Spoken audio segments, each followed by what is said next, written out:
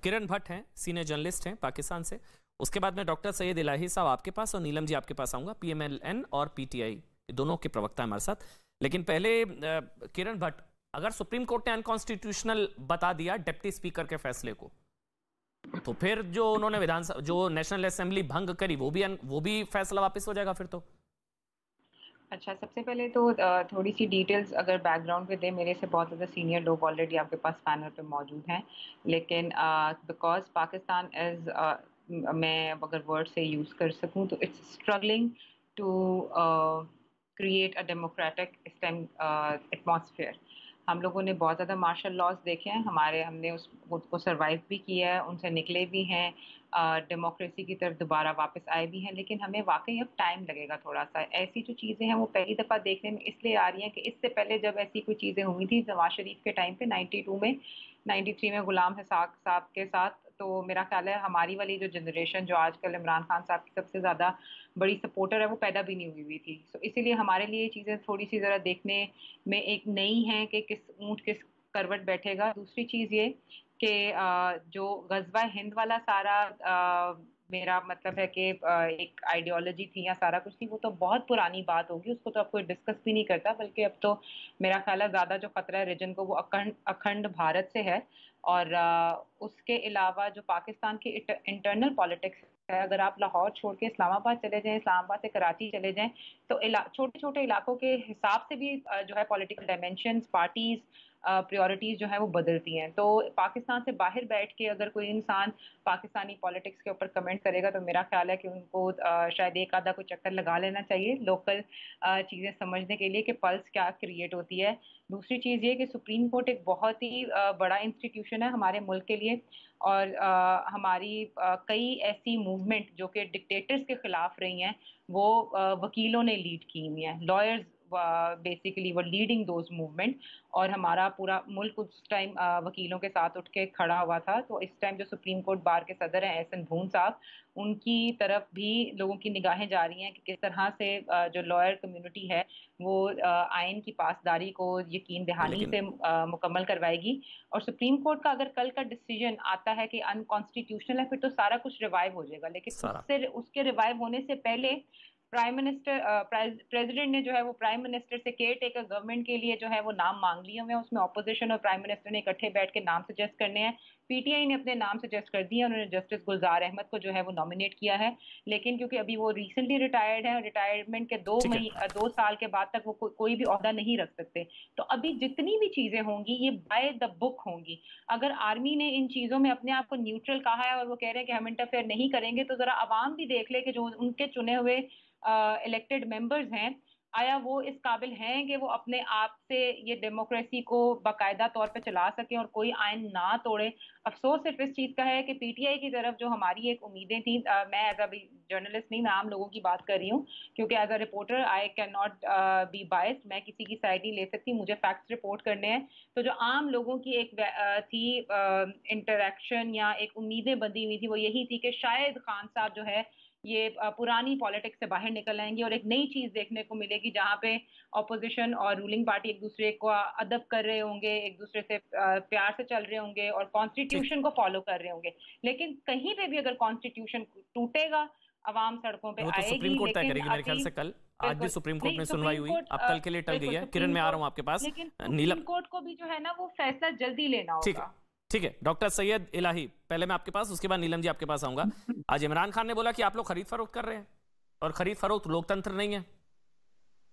देखिए, बात यह है कि इमरान खान साहब को उनके जो अपने दोस्त थे वो छोड़ गए, क्योंकि जो उनका रवैया था वो बड़ा एरोगेंट था, तकब्बराना था, और वो अपनी पार्टी के MNAs, MPAs और वर्कर्स और लीडर्स से बड़ा हद तक आमेज रवैया अख्तियार करते थे। और पिछले 3.5 साल में सवाए बातें करने के कोई अमली काम ना कर सके। और मुल्क में जो महंगाई थी, लाकानूनियत थी, उसके अलावा जो सियासी जमूत था और इकोनॉमी थी, वो इतनी खराब हुई कि लोग, आम आवाम तो उनके खिलाफ हो ही गए, लेकिन जो अपने उनके मेंबर थे, उनके मेंबरान असम्बली थे, उन्होंने भी रिवोल्ट कर दिया।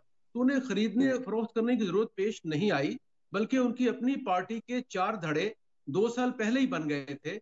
और सबसे पहले जब जहांगीर तरीन साहब को एक कोर्ट से डिस्क्वालीफाई किया गया, तो बहुत बड़ा धड़ा, तकरीबन 40 के करीब मेंबर्स उनके साथ ही अलहदा हो गए थे। फिर उसके बाद मुख्तलिफ धड़े बनते गए, और अब इस वक्त क्योंकि अंदरूनी तोड़ फोड़ और खलफशार से इमरान खान साहब इस नतीजे पर पहुंचे कि उनकी हुकूमत नहीं बच सकती, और वहां पे आप देखिए जो कुछ भी हुआ उसके बारे में आपके कमेंटेटर्स ने बात कर दी है, तो उसमें मायूसी के बाद इमरान खान साहब पिछले 15 दिन से बड़ी कंफ्यूज बातें, तकरीरें और ऐसी हरकतें कर रहे थे जिससे मालूम हो रहा था कि वो बहुत कंफ्यूज है। और अभी हाल ही में जो उन्होंने एक्शन किया वो भी उन्होंने एक इंतहाई गैर दानिशमंदाना हरकत की, जिसकी वजह से पूरे मुल्क में एक क्राइसिस पैदा हुआ। और उसके अलावा मुल्क के खिलाफ आप लोगों की साजिश थी, आप कह रहे हैं महंगाई अर्थव्यवस्था, लेकिन इमरान खान साहब कह रहे हैं कि आप लोगों की मुल्क के खिलाफ साजिश थी, फॉरेन कॉन्स्पिरेसी, विदेशी साजिश। ये बहुत पुराना एक हीला बहाना है जो अपोजिशन पे लगाया जाता है। जो भी हुकूमत आती है वो कहती है, लेकिन जिस बात पे ये कहा जा रहा है, जिस खत की बुनियाद पे, वो खत तो पाकिस्तानी एम्बेसडर ने अपनी फॉरेन मिनिस्ट्री को लिखा है। उसमें ना कोई साजिश है, ना फंडिंग है, ना किसी के खिलाफ बात है। उसमें तो व्यूज दिए हैं एम्बेसडर ने अपनी गवर्नमेंट को कि ये हो रहा है, जो कि इवन इंडियन एम्बेसडर्स भी मुख्तलिफ मुल्कों में अपनी हुकूमत को लिखते हैं। तो उसको एक सियासी स्टंट बनाकर तैयारी की गई कि उस खत को स्टंट बनाया जाए, और फिर वो खत नेशनल सिक्योरिटी कमेटी है हमारी एक, जो बहुत टॉप स्लॉट की एक कमेटी है, उसमें पेश किया गया। और वहां जाना तो फिर भी पड़ा ना, अब केयर टेकर पीएम तो वो भी नहीं है, मतलब दूसरे नाम है गुलजार अहमद। नीलम जी, जाना तो फिर भी पड़ा। ये जो मास्टर स्ट्रोक कह लीजिए आप, वो कह रहे हैं फ्रॉड किया है, पीएमएलएन के नेता शहबाज जी कह रहे हैं कि फ्रॉड कर दिया इमरान खान ने देश के साथ, तो जाना तो फिर भी पड़ा। नीलम हमारा इदारा है, पीटीआई वो खत पेश किया इमरान की पार्टी से, मचाएंगे, इतना पैसा खर्च करेंगे और इतनी करप्शन के बाद तो इमरान का फैसला जाने का उन्होंने अच्छा मूव किया है।